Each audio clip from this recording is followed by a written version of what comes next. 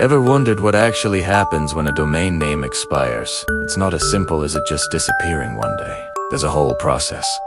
And if you own a domain for your business, your blog, or your personal brand, you absolutely need to know how it works. Stick around, because today we're breaking down the entire domain expiration timeline step by step, so you never have to risk losing your online identity. First things first, let's get one thing straight. The moment your domain hits its expiration date, it becomes inactive instantly.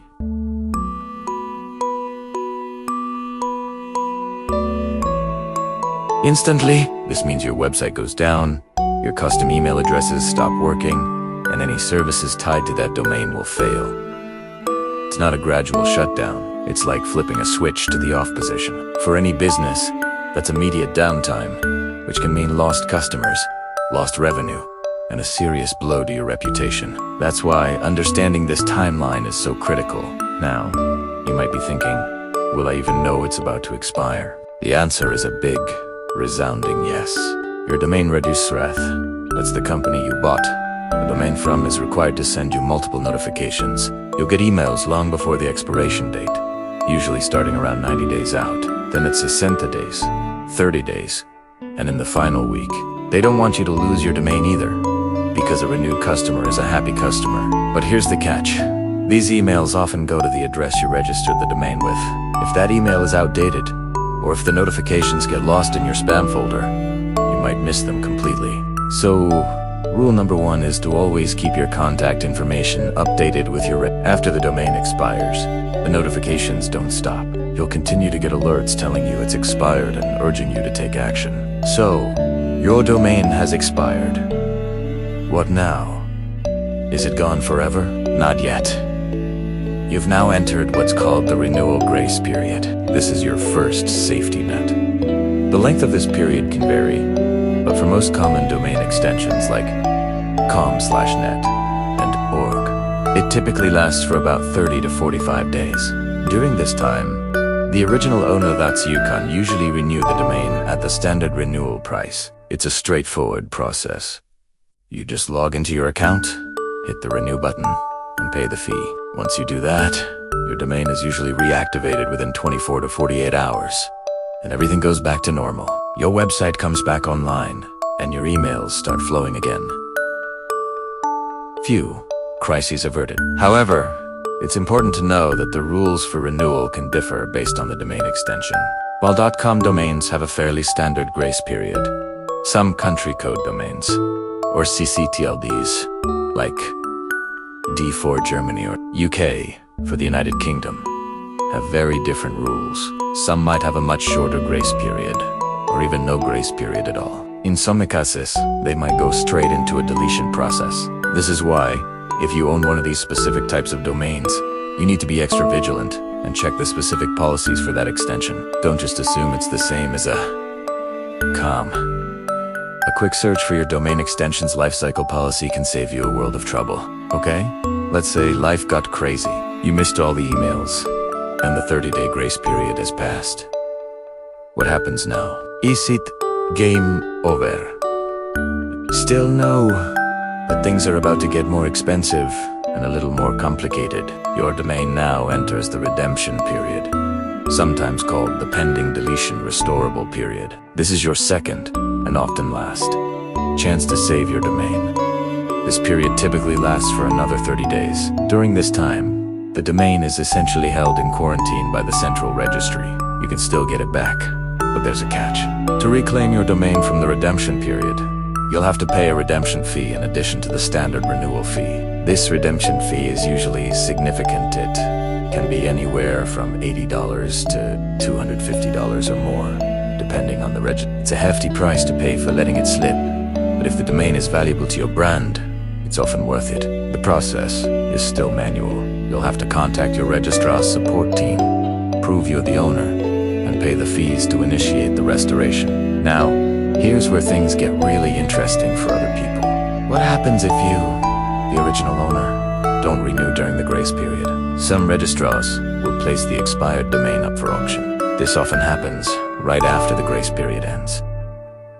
This is a huge market. Domain investors and other businesses are constantly scouting for valuable expired domains. They might be looking for domains with a strong backlink profile, high search engine rankings, or just a great, memorable name. If your domain is valuable, you can bet it will attract bidders. The auctions can last for about 7 to 10 days. If someone wins the auction, the domain is transferred to them, and you've officially lost it.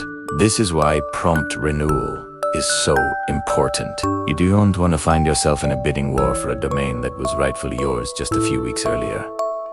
Some registrars also use backorder services. This allows people to place a backorder on a domain that's about to expire. If the original owner doesn't renew it, the backorder service will attempt to grab it the second it becomes available. If multiple people have backordered the same domain, it often goes to a private auction among them. So, even before it expires, people could be lining up, hoping you forget to renew.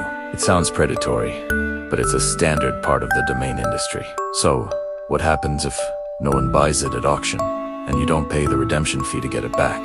This is the final stage. After the 30-day redemption period, the domain enters a state called pending deletion. This lasts for about 5 days. During this short window, the domain is completely locked. It cannot be renewed, it cannot be restored, and it cannot be transferred. It is literally waiting to be wiped from the central registries database. This is the point of no return. You, the previous owner, can do nothing. No one can do anything. It's in its final countdown. And then it happens. After those 5 days in pending deletion, the domain is officially removed. It becomes available for anyone in the world to register on a first-come, first-served basis. It's like it never existed. All the history, the authority, the SEO value you built up over the years, someone else can now register it for the standard, brand new registration fee, which is typically just around $10 to $15. Imagine losing a domain you've built a business on for years, only to see a competitor or a domain squatter pick it up for the price of a pizza. It's a painful thought, but it happens every single day. So, how do you prevent this entire nightmare scenario? The single best thing you can do is turn on auto-renewal. Every domain registrar offers this feature. When you enable auto-renew, the registrar will automatically charge your card on file to renew the domain before it expires. This is the ultimate CT Tanthurgete solution. Of course, this only works if your payment information is up to date. If your credit card expires, the auto-renewal will fail, and you're back to square one, relying on email notifications. So, a good habit is to do an annual checkup on your domain portfolio. Log in, make sure auto-renew is on, confirm your payment method is current, and double-check that your contact email is one you actively use. Another smart move, especially for a business-critical domain, is to renew it for multiple years in advance. You can register a domain for up to 10 years. This not only gives you peace of mind, but can also be seen as a positive signal by search engines, as it shows a long-term commitment to the website. It locks in the price and pushes the next expiration date far into the future.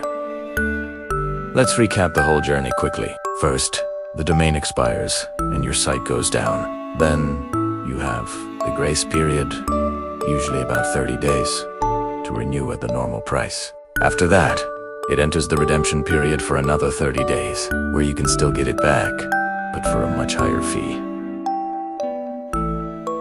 If you don't act, it might go to auction. If it remains unclaimed, it enters a 5-day pending deletion phase where it's totally locked. Finally, it's deleted and released back to the public for anyone to register. Understanding this timeline is your best defense against losing a valuable digital asset. It's not just a name. It's your brand, your traffic, and your online presence. Don't leave it to chance. Go check your domain's expiration date and auto-renewal status right now. Seriously, pause this video and go do it. It's one of the smartest 5-minute investments you can make for your online security. I hope this breakdown was helpful and gives you a clear picture of the domain expiration process. It's a bit complex, but once you understand the stages, you're in a much better position to protect your assets. If you found this video useful, please give it a thumbs up and consider subscribing for more tips on building and protecting your online presence. Got any horror stories about expired domains? Or maybe a success story of rescuing one at the last minute? Share it in the comments below I'd love to hear from you. Thanks for watching, and I'll see you in the next video.